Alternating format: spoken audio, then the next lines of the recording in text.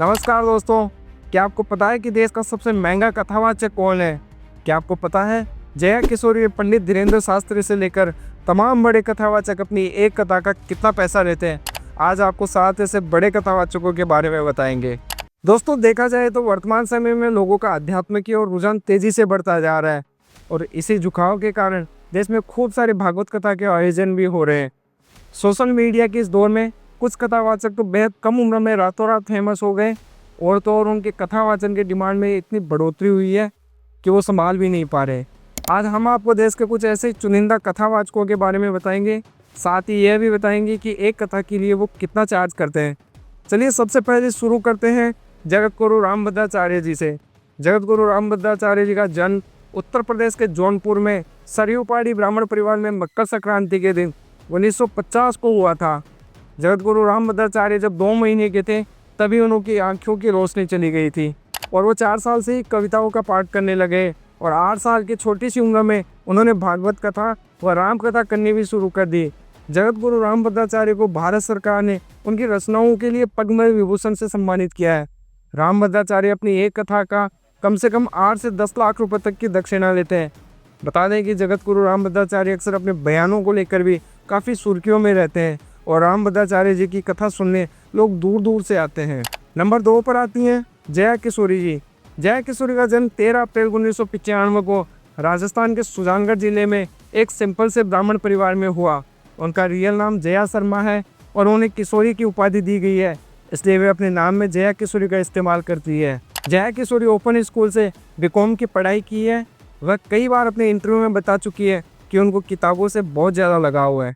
बता दें कि उन्होंने 12वीं कक्षा के दौरान श्रीमद् भागवत कथा कंठस्थ कर लिया था।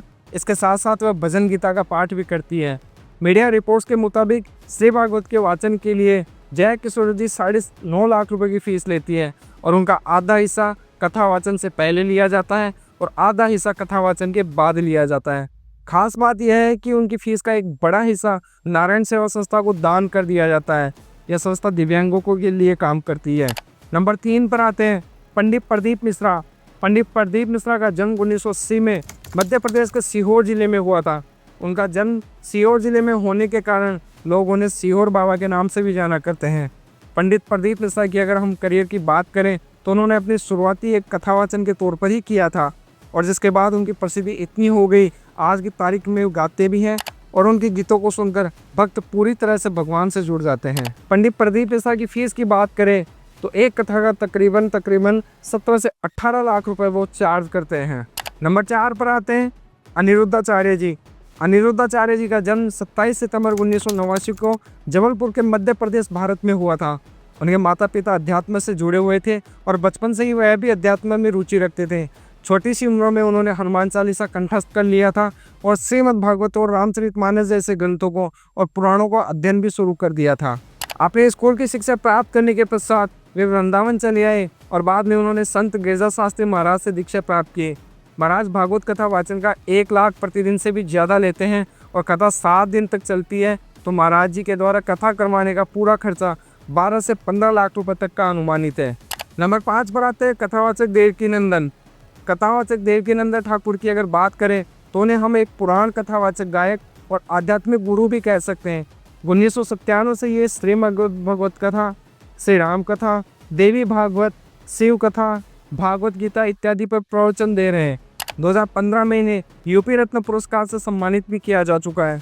इंटरनेट पर मिली जानकारी के अनुसार देवकीनंदन ठाकुर का जन्म 12 सितंबर 1978 को उत्तर प्रदेश के मथुरा के ओहा गांव में हुआ था। कहा जाता है कि मात्र 6 साल की उम्र में वह घर छोड़कर वृंदावन पहुंच गए और ब्रज के रासलीला में हिस्सा ले लिया था। कहा जाता है कि 13 साल की उम्र में उन्होंने श्रीमद् भागवत पुराण कंठस्थ कर लिया था।